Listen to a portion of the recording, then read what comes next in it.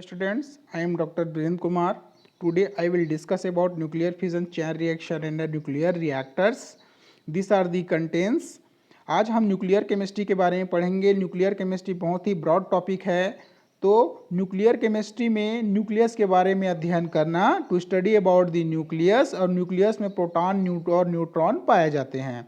सर्वप्रथम radio activity की खोज A.H. बेक्वेरेल के द्वारा 1896 में किया गया. उन्होंने रेडियो एक्टिव एलिमेंट का खोज किया. रेडियो एक्टिव जो एटम होते हैं वो क्या करता है, रेडिएशन देगा, ठीक है. और मैक्सिमम रेडियो एक्टिव जो एलिमेंट होता है वो क्या होता है, अनस्टेबल होता है. हम जानते हैं कि यूरेनियम, रेडियम या अन्य कोई रेडियो एक्टिव जो एलिमेंट होते हैं वो अनस्टेबल होता है और टूटकर छोटे छोटे पार्टिकल और एनर्जी के रूप में बाहर निकलता है. जो पार्टिकल और एनर्जी के रूप में बाहर निकलता है, ऐसे एलिमेंट को हम रेडियो एक्टिव एलिमेंट कहेंगे. जो क्या होता है, बहुत ही ज़्यादा अनस्टेबल होता है. अनस्टेबल होने का कारण ये है, उसमें बहुत सारे प्रोटॉन और बहुत सारे न्यूट्रॉन पाए जाते हैं. उनके स्टेबिलिटी का रेशियो प्रोटॉन और न्यूट्रॉन के ऊपर निर्भर करता है. और प्रकृति में यूरेनियम 92 प्रोटॉन सबसे ज़्यादा मैक्सिमम पाया जाता है. रेडिएशन 3 प्रकार से होता है, अल्फा रे, बीटा रे और गामा रे. इसके बारे में आप लोग जानते हो, इसमें ज़्यादा डिस्कशन में मैं नहीं जाना चाहता.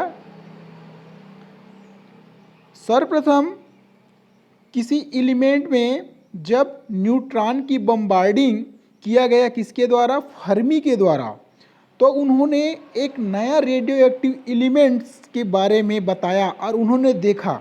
उसके बाद मिटनर, ओटो हॉर्न और स्ट्रासमैन के द्वारा यूरेनियम का साल्ट लिया और उस यूरेनियम के साल्ट में जब न्यूट्रॉन की बम्बार्डिंग किया गया तो उसमें बहुत सारे एलिमेंट प्राप्त हुए, जैसे कि बेरियम, रेडियम, इस प्रकार से एलिमेंट प्राप्त हुए. तो उस समय प्रश्न ये उठा कि ऐसा एलिमेंट क्यों प्राप्त हुआ, कैसे प्राप्त हुआ. इनके बहुत सारे प्रश्न उठते चले गए. तो इनका कंट्रीब्यूशन न्यूक्लियर केमिस्ट्री में बहुत ही ज़्यादा महत्वपूर्ण है. मैंने कहा आपको, जैसे ही यूरेनियम के साल्ट में जब बम्बार्डिंग होती है तो सामान्यतः न्यूट्रॉन के साथ, ठीक है, ओटो हॉर्न और स्ट्रासमैन ने बेरियम और क्रिप्टॉन को प्राप्त किया और समटाइम्स बहुत सारे एलिमेंट्स पाया गया. उनके बारे में, उनकी स्टेबिलिटी के बारे में और डिटेल में स्टडी किया गया कि वो कैसे मिला, क्यों मिला, उसकी स्टेबिलिटी का आधार क्या है, ये देखा गया. ठीक है, तो अब हम समझते हैं कि न्यूक्लियर रिएक्शंस क्या होता है. मैंने आपको बताया पदार्थ में या किसी परमाणु में न्यूक्लियर परिवर्तन का अध्ययन करना न्यूक्लियर केमिस्ट्री कहलाता है. अब उस न्यूक्लियर केमिस्ट्री में हमारा न्यूक्लियर रिएक्शन क्या होगा, ये हमें देखना है.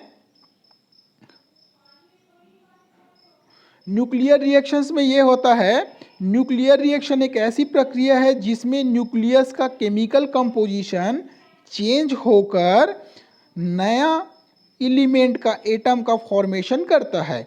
इसलिए हम यहाँ कह सकते हैं a nuclear reaction is one which proceeds with a change in the composition of the nucleus so as to produce an atom of new elements. ठीक है. अब the conversion of one element to another by nuclear change को क्या कहा जाता है, transmutation कहा जाता है. ठीक है, एक एलिमेंट दूसरे एलिमेंट में न्यूक्लियर परिवर्तन के द्वारा जब परिवर्तित होता है तब उसे ट्रांसम्यूटेशन कहा जाता है. अब न्यूक्लियर रिएक्शन को हम किससे समझे, किससे कंपेयर करें, केमिकल रिएक्शन से. क्या होता है न्यूक्लियर रिएक्शन, क्या होता है केमिकल रिएक्शन. इसलिए यहाँ पर हम डिफरेंस समझते हैं.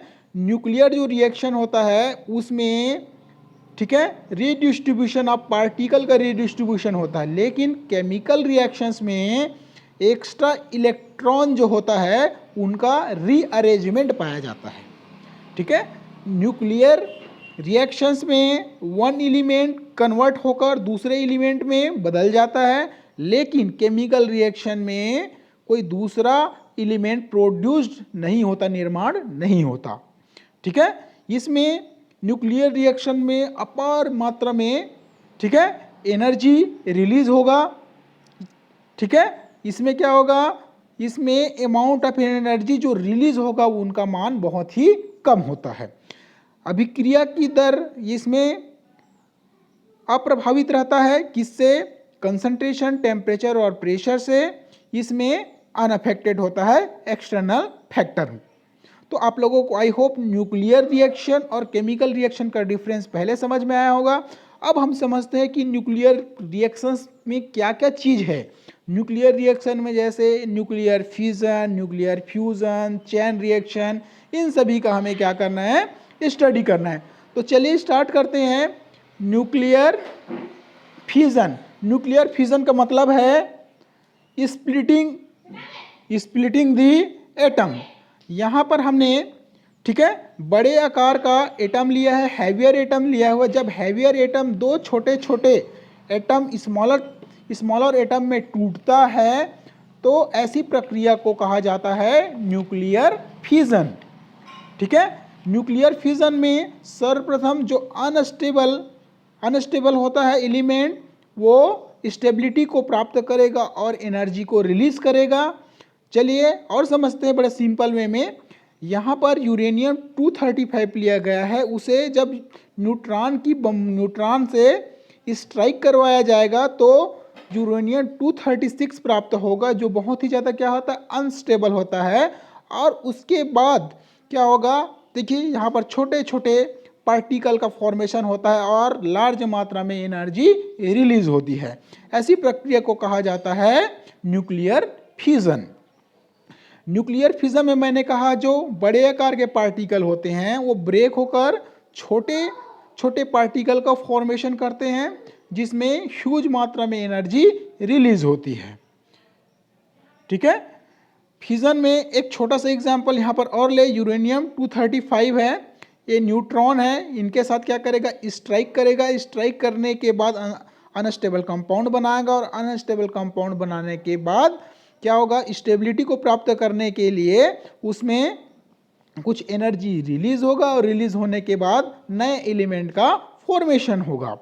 ठीक है, यहाँ पर हम समझते हैं पुनः, यहाँ पर हमने एक न्यूट्रॉन लिया है। न्यूट्रॉन को जब यूरेनियम 235 के साथ जब स्ट्राइक करवाया गया, ये इस अवस्था में बहुत ही प्रीटी अवस्था में है, मतलब एक सामान्य अवस्था में है।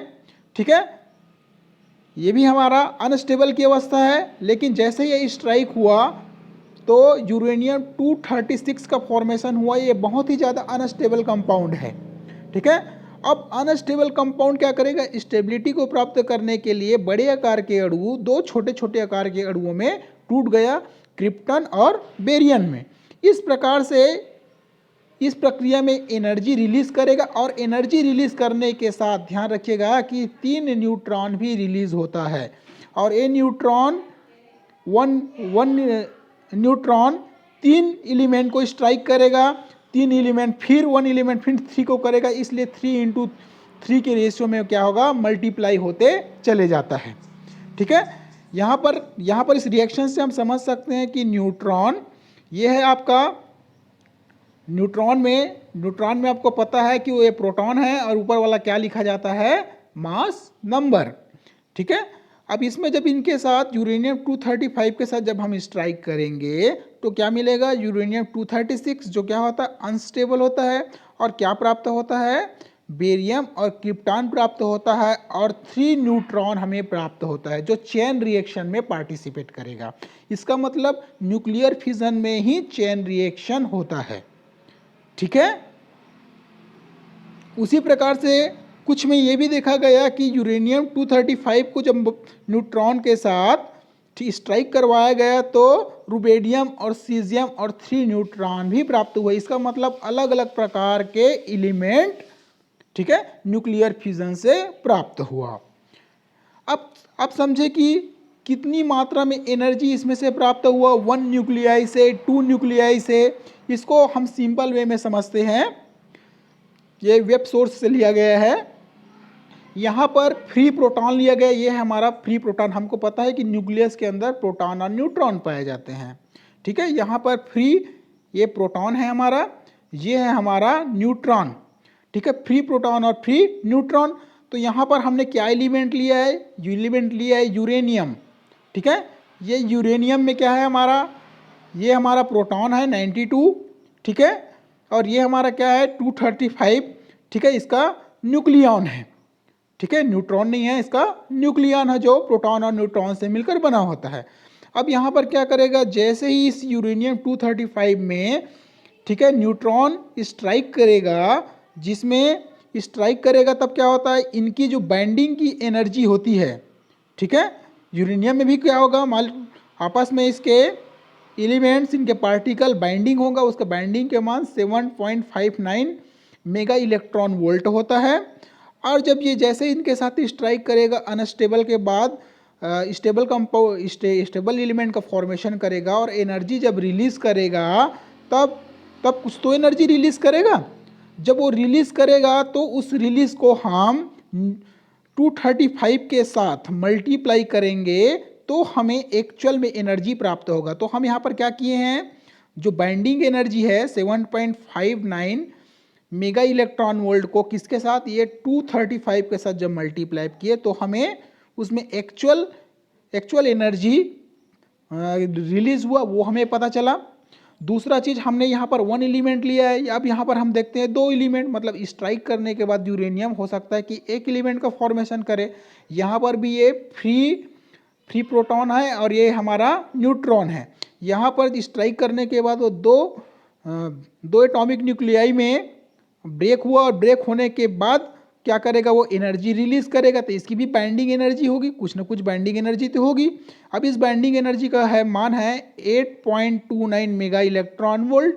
अब इसको जब हम किसके साथ 140 के साथ मल्टीप्लाई करेंगे तब हमें क्या प्राप्त होगा, 1160.6 मेगा इलेक्ट्रॉन वोल्ट प्राप्त होगा। उसी प्रकार से सिमिलरली हमको क्या करना है, इनका भी स्ट्रोंटियम का भी क्या होगा, इनका भी कुछ ना कुछ बॉन्डिंग की एनर्जी होगी। इस बॉन्डिंग एनर्जी के वैल्यू को 94 के साथ जब मल्टीप्लाई करेंगे तो हमें जितनी एनर्जी रिलीज हुआ है वो हमें प्राप्त हो जाएगा। तो इस कंडीशन में हमने क्या देखा, दोनों कंपाउंड का यदि बीच का डिफरेंस देखा जाए, जिसमें जब वो स्ट्राइक हुआ तो एक न्यूक्लियाई का फॉर्मेशन हुआ, अब जब 2 न्यूक्लियाई का फॉर्मेशन होता है तो कितनी एनर्जी में चेंज होता है। यहाँ पर हम देख सकते हैं कि पहले में, ठीक है, कितना प्राप्त हो रहा है हमें, पहले में 1783.65 और दूसरे में हमें प्राप्त हुआ है 1968। अब दोनों को माइनस करेंगे तो about 184.41 mega electron volt energy release होता है। तो कहने का मतलब ये है जैसे जैसे उसमें, ठीक है, चेन रिएक्शन बढ़ते जाएगा, उसकी संख्या बढ़ते जाएगी, उसकी एनर्जी का मान बढ़ते चला जाएगा, ठीक है, ये हमें ध्यान में रखना है। तो न्यूक्लियर फ्यूजन बहुत ही इम्पोर्टेंट टॉपिक है। अब इस न्यूक्लियर फ्यूजन में हमने अभी भी समझा कि कैसे बड़े आकार के अणु छोटे छोटे अणुओं में टूटता है, वो हमारा न्यूक्लियर फ्यूजन है। अब न्यूक्लियर फ्यूजन में क्या होता है, जब देखिए यहाँ पर देखिए ये छोटा ट्रिटियम और यहाँ पर हमने लिया है ड्यूटेरियम, जब दो छोटे छोटे पार्टिकल आपस में फ्यूज्ड होकर जब बड़े आकार के पार्टिकल का फॉर्मेशन करता है तो उसे कहा जाता है न्यूक्लियर फ्यूजन, ठीक है। यहाँ पर हाइड्रोजन मतलब ड्यूटेरियम और ट्रिटियम आपस में फॉर्म करके बड़े आकार के अणु हीलियम और न्यूट्रॉन और कुछ एनर्जी उसमें से रिलीज होता है। ऐसी प्रक्रिया को क्या कहा जाता है, न्यूक्लियर फ्यूजन। ये इसलिए बताया जा रहा है ताकि आप लोगों को कोई डाउट ना हो न्यूक्लियर फ्यूजन और न्यूक्लियर फिजन में।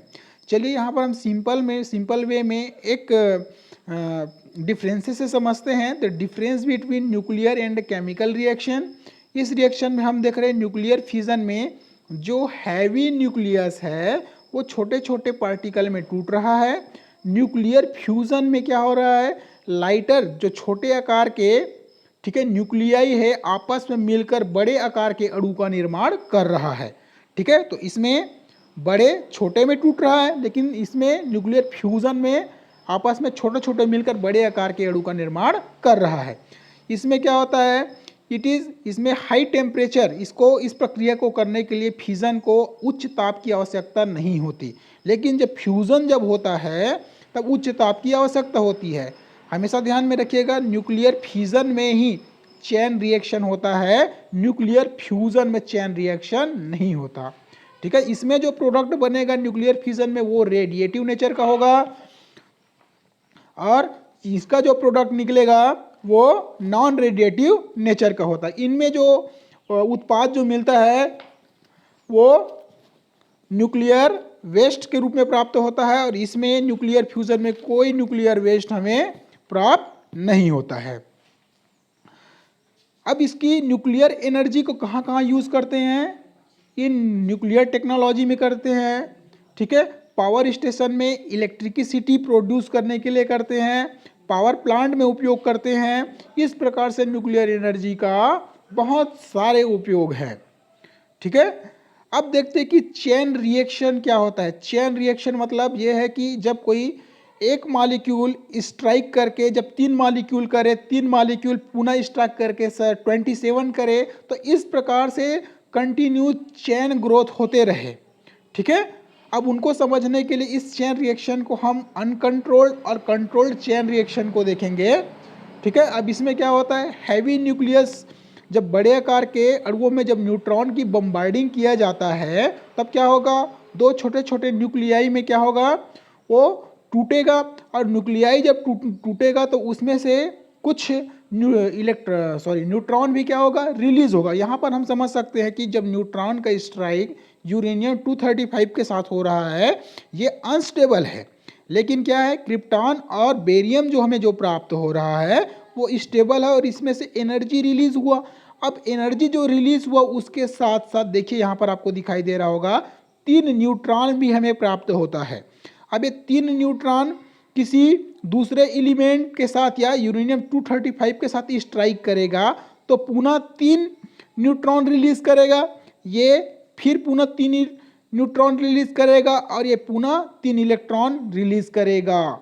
इस प्रकार से देखिए 1 से 3 प्राप्त हो रहा है, ठीक है, 1 से 3, दूसरे से भी 3 और तीसरे से भी 3।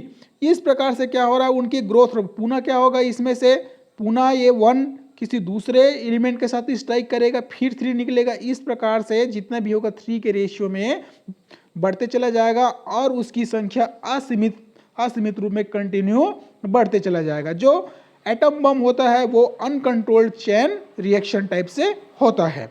यहाँ पर और सिंपल वे में समझे, यहाँ पर मैंने ये जो हमारा न्यूट्रॉन है, न्यूट्रॉन किसी एलिमेंट के साथ स्ट्राइक करेगा, स्ट्राइक करने के बाद क्या करेगा, 3 न्यूट्रॉन हमें प्राप्त होता है। ये 3 न्यूट्रॉन किसी दूसरे एलिमेंट के साथ स्ट्राइक करेगा, फिर क्या करेगा, ये देखिए 1, 2 एंड 3, ठीक है, 3 न्यूट्रॉन फिर से प्रोड्यूस किया, ये 3 इलेक्ट्रॉन फिर से क्या करेगा, ठीक है, 3 तो आपके 3 जो न्यूक्लियाई है उनके साथ फिर से वो होगा। तो इस प्रकार से क्या होगा, 3 के रेशियो में कंटिन्यू वो प्रोड्यूस करते चला जाएगा। इस प्रकार से जो हमारा रिएक्शन है वो अनकंट्रोल्ड चेन रिएक्शन कहलाता है, ठीक है। तो यहाँ पर आप लोगों को समझ में आया होगा, चेन रिएक्शन मतलब श्रृंखला में वृद्धि होना, ठीक है।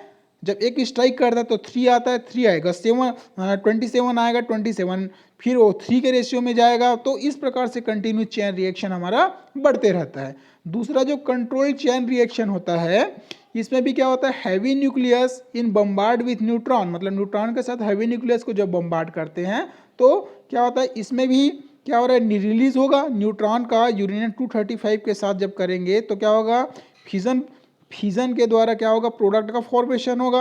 और प्रोडक्ट का फॉर्मेशन जब होगा तो कुछ ऐसे भी होते हैं जो क्या करेगा, कंट्रोल चेन रिएक्शन टाइप से हो गए, मतलब एक except 1 electron all the other neutron और एब्जॉर्ब्ड बाय कैडमियम या ग्रेफाइट। मतलब कुछ ऐसे रिएक्शन है जो अनकंट्रोल्ड है, कुछ ऐसे रिएक्शन है जो कंट्रोल्ड रिएक्शन के रूप में हमें प्राप्त होते हैं। अब प्रोसेस ऑफ न्यूक्लियर फ्यूजन किस प्रकार से प्रोसेस हुआ उसको ब्रीफली हम समझे यहाँ पर। When heavy nuclei are bombard, मतलब बड़े आकार के अणुओं को जब बम्बार्ड किया जाता है विद न्यूट्रॉन के साथ, तो छोटे छोटे सेवरल फ्रैगमेंट में टूटता है, और दिस फ्रैगमेंट जो फ्यूजन का जो प्रोडक्ट हमें प्राप्त होता है वो equal to half of the, मतलब मूल मास से हाफ हमें प्राप्त होता है समटाइम्स, ठीक है। इसमें क्या होता है, 2 या 3 न्यूट्रॉन क्या होता है, एमिट होता है। Clear, the missing mass has been converted into energy according to Einstein equation. तो ये है एक तरह से प्रोसेस ऑफ न्यूक्लियर फ्यूजन। अब देखते हैं हम न्यूक्लियर रिएक्टर क्या होता है। Nuclear reactor formally known as atomic pile, इसको एटॉमिक पाइल के नाम से भी जाना जाता है। ये device used initiate and control self sustain nuclear chain reaction, nuclear chain reaction को ठीक है कंट्रोल करने के लिए या इनिशिएट करने के लिए ठीक है न्यूक्लियर रिएक्टर जिसको एटॉमिक पाइल के नाम से जाना जाता है उनका उपयोग किया जाता है। अब कैसे न्यूक्लियर रिएक्टर का उपयोग कहाँ किया जाता है? पावर प्लांट में, इलेक्ट्रिसिटी जनरेशन में, प्रोपल्शन ऑफ शिप के लिए किया जाता है। ठीक है, इस प्रकार से न्यूक्लियर फ्यूजन के द्वारा जो चेन रिएक्शन हमें प्राप्त हुआ है उनको न्यूक्लियर रिएक्टर में कैसे उसको शुरुआत किया जाए और कैसे कंट्रोल किया जाए, उनके लिए हमें न्यूक्लियर चेन रिएक्शन को न्यूक्लियर रिएक्टर के माध्यम से समझना है। ठीक है, तो सर्वप्रथम इसके क्या क्या कंपोनेंट होते हैं? Nuclear pressure vessel, nuclear fuel, nuclear moderator, control rod, reflector and reactor core. तो न्यूक्लियर प्रेशर जो न्यूक्लियर वेसल्स जो होता है उस न्यूक्लियर वेसल्स में क्या क्या चीज़ें होगा? सामान्यतः जो होता है यूजुअली ये रोबस्ट स्टील वेसल, ये जो रोबस्ट स्टील जो वेसल होता है क्या क्या चीज़ कंटेनिंग करता है?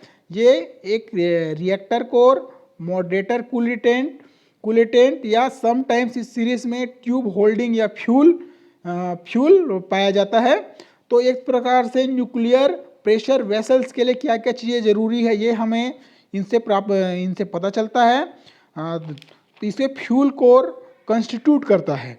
ठीक है, फ्यूल कोर कंस्टिट्यूट करता है जिसमें यूरेनियम 235 फिशन प्रोड्यूस करके हीट एनर्जी प्रोड्यूस करता है और न्यूट्रॉन और चेन रिएक्शन की स्टार्ट करेगा। तब इसके लिए क्या चाहिए? न्यूक्लियर फ्यूल चाहिए। न्यूक्लियर फ्यूल में यूरेनियम 235 को सबसे अच्छा माना जाता है, जिसमें 99% यूरेनियम हैज़ एटॉमिक मास, जिसमें 99% जिसका 238 एटॉमिक मास भी होता है। 1% यूरेनियम का एटॉमिक मास ही 235 होता है, इसलिए जो 235 होता है वो फिशनेबल योग्य होता है। ठीक है, न्यूक्लियर मॉडरेटर में क्या होता है? इसमें ऑर्डिनरी वाटर,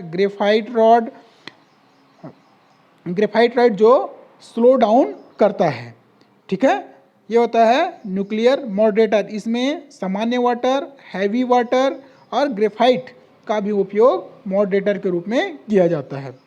न्यूक्लियर कूलेटेंट में coolant is used to remove intense heat produced in the reactor and the heat can be transform to water in the separate vessels. ठीक है, अब कंट्रोल करने के लिए क्या करेगा? कंट्रोल सीड करने के लिए which is converted into steam and run in turbine. ठीक है, स्टीम में कन्वर्ट करके क्या करेगा? किस में रन करेगा? टरबाइन में रन करेगा, जिसको यूजुअली जो कैडमियम और बोरान से मिलकर बना होता है। जो क्या कार्य करेगा? वो स्लो डाउन करेगा और उसके रेट ऑफ रिएक्शन को कंट्रोल करेगा। ठीक है, इस प्रकार से क्या होता है? जो blow up like nuclear bomb, जो हमें nuclear bomb like blow up होता है। जो और लास्ट में हमारा है रिफ्लेक्टर। रिफ्लेक्टर क्या करेगा? It is placed around the core to reflect back some of the neutron that leak out from core surface. ठीक है, 7 है हमारा reactor core. It consist of fuel element, control rod, coolant, moderator. Core generally have shape right similar cylinder with diameter range 0.5 metre, ये उनका range होता है। तो इस प्रकार से देखिए हमने क्या क्या देखा? न्यूक्लियर रिएक्टर में हमने देखा उसकी कंपोनेंट क्या होता है। यूरेनियम 235 फ्यूल रॉड होता है। मॉडरेटर में ordinary water, graphite heavy water का उपयोग किया जाता है। कूलेटेंट वाटर होता है और उसमें क्या होता है? इस प्रकार से रिएक्शन होता है।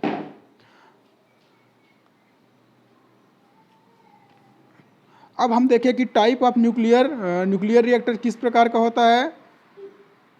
2 लाइट वाटर रिएक्टर और होता है हैवी वाटर रिएक्टर। मतलब कितने प्रकार के फिशन रिएक्टर होता है? लाइट वाटर में और दूसरा हैवी वाटर में। इसको नॉर्मल वाटर के रूप में कूलेटेंट और मॉडरेटर के रूप में उपयोग किया जाता है लाइट वाटर को, और हैवी वाटर में DTO को उपयोग करते हैं। ठीक है, अब न्यूक्लियर जो नीड्स क्या होता है? यूरेनियम फ्यूल की आवश्यकता होती है। इसमें क्या होता है? नेचुरल यूरेनियम की हमें आवश्यकता होती है।